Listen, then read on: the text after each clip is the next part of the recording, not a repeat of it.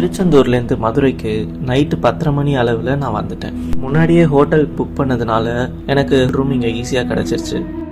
இங்கே கேட்டு விசாரித்த வரைக்கும் காலையில் பள்ளி எழுச்சி நேரத்தில் கோவிலுக்கு போனால் சாமியை சீக்கிரம் தரிசனம் பண்ணிட்டு வெளில வந்துடலான்னு சொன்னாங்க. 6 மணிக்கு மேலே தான் ஸ்பெஷல் தரிசனம் டிக்கெட்டு தருவாங்களாம். எனக்கு பள்ளி எழுச்சி நேரத்தில் பார்க்கறதுக்கு பிடிச்சிருந்தது. அதனால நான் அந்த டைமே சாமி பார்க்க கிளம்பிட்டேன். சாமியை தரிசனம் பண்ணிட்டு வந்துட்டு மறுபடியும் வீடியோ கண்டினியூ பண்ணுறேன். பூலோகம் மாதிரியே கந்தர்வர்களுக்கு சொந்தமான கந்தர்வ லோகத்துல விஸ்வாவசுன்றவருக்கு சிவபெருமான் அருளோட பிறந்திருக்கிற அந்த குழந்தைக்கு வித்யாவதின்னு பேர் வச்சு ரொம்ப பாசமா வளர்த்துட்டு வந்திருக்காரு. வித்யாவதி பார்வதி தேவி மேல அதிகம் பக்தியோட இருந்திருக்காங்க. ஒரு நாள் அவங்க அப்பா கிட்ட போய் பூலோகத்துல இருக்கிற அம்பிகைய தரிசிக்கணும்னு ஆசையா இருக்குன்னு தன்னோட ஆசைய அவங்க அப்பா கிட்ட சொல்றாங்க. கடம்பவனம்னு அழைக்கப்பட்ட மதுரையில அம்பிகையா இருக்கிற ஷாமலா தேவிய வழிபட சொல்றாரு வித்யாவதியோட அப்பா. வித்யாவதி ஷாமலா தேவி அம்பிகை முன்னாடி நின்று மனம் உருகி வழிபடுறாங்க. அந்த இடம் அவங்களுக்கு பிடிச்சு போனதுனால அவங்க அங்கேயே தங்கி ஷாமலா தேவிக்கு சேவை செய்ய ஆரம்பிச்சாங்க. இத பார்த்த பார்வதி தேவி 3 வயசு சிறுமியா தோன்றி உனக்கு என்ன வரம் வேணுமோ கேளு தரேன்னு சொல்றாங்க.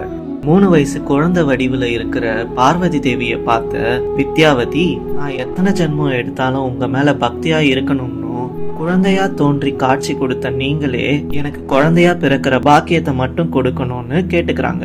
உன்னோட விருப்பம் அடுத்த பிறவியில நிறைவேறும்னு பார்வதி தேவி வித்யாவதிக்கு வாக்கு கொடுக்கறாங்க. அடுத்த ஜென்மத்துல சூரிய வம்சத்துல வந்த சூரசேன மன்னரோட மகளா காஞ்சனாமாலையா வித்யாவதி பிறக்கிறாங்க.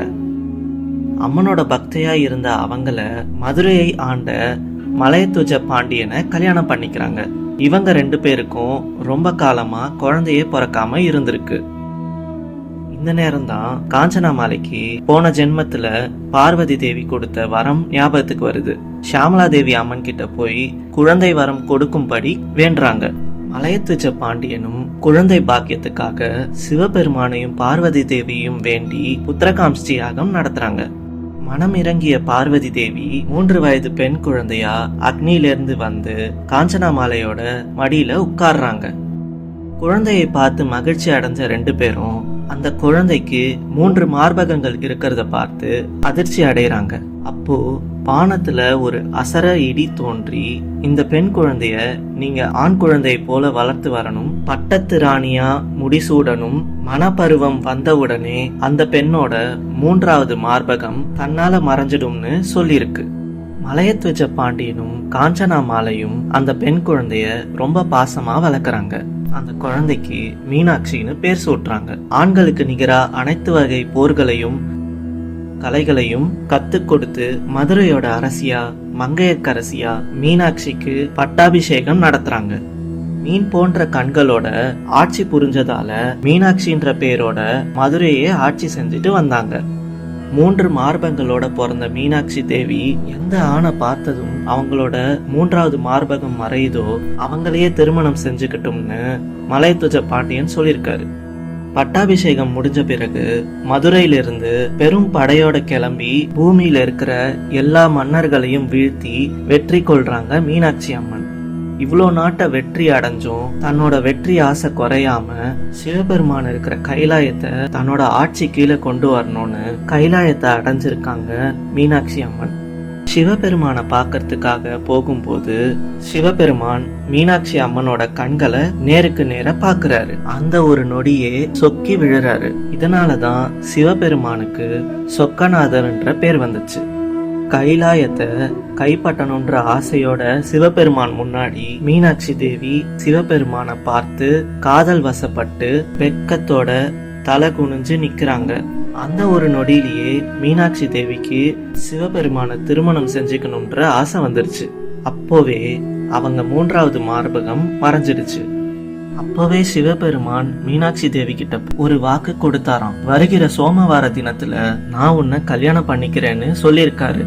அதே மாதிரி சித்திரை சோமவார தினத்துல கைலாயத்திலிருந்து மதுரை வந்த சிவபெருமான் சவுந்தர பாண்டியனாக மதுரைக்கு வந்து மீனாட்சி தேவிய கல்யாணம் பண்ணியிருக்காரு. தேவாதி தேவர்கள் முன்னிலையில அழக பெருமாள் சாட்சியோட நடந்த இந்த திருக்கல்யாண வைபோகத்தை தான் ஆண்டுதோறும் சித்திர மாதம் மதுரையில மீனாட்சி சுந்தரேஸ்வரர் திருக்கல்யாண வைபவமா வருஷா வருஷம் நடந்துட்டு இருக்கு. மீனாட்சி சுந்தரேஸ்வரர் திருக்கல்யாண வைபவத்துல கலந்துக்கிற பெண்கள் மஞ்சள் குங்குமம் நிலைக்கவும் தாலி பாக்கியம் பெறவும் சொக்கநாதர் மீனாட்சியை கல்யாணம் பண்ணும்போது அந்த பெண்களும் புது தாலி கயிறு மாத்திப்பாங்களாம். இதனாலதான் மீனாட்சி அம்மன் பெண்களோட தெய்வமா கருதப்படுறாங்க. பார்வதி தேவியோட அவதாரமா மலையத்துஜ பாண்டியன் காஞ்சனமாலைக்கும் மகளா பிறந்து கைலாயத்துக்கு போய் சொக்கநாதரையே பூலோகத்துக்கு வர வச்சு திருமணம் செஞ்சுக்கிட்டாங்க மீனாட்சி தேவி. தரிசனம் நல்லபடியா முடிஞ்சது. காலையில 5:30 மணிக்கெல்லாம் நட திறந்துருவாங்க. 5:30 மணிக்கு மீனாட்சி அம்மனுக்கு பள்ளி எழுச்சி ஆர்த்தியும் அதை தொடர்ந்து சுந்தரேஸ்வரருக்கு பள்ளி எழுச்சி ஆர்த்தியும் நடந்து முடிஞ்சிரும். பள்ளி எழுச்சி ஆர்த்தியை பார்க்கறது கடவுள் நம்மள பார்க்குற மாதிரி. நான் சாமியெல்லாம் பார்த்துட்டு ஒரு 7 மணிக்குள்ள வெளில வந்துட்டேன். உங்களுக்கு மீனாட்சி அம்மன் சுந்தரேஸ்வரரை பிடிக்கும்னா இந்த வீடியோக்கு ஒரு லைக்கை போட்டுருங்க. எல்லாருக்கும் மீனாட்சி அம்மன் சுந்தரேஸ்வரரோட ஆசீர்வாதம் கிடைக்கட்டும். தேங்க்யூ.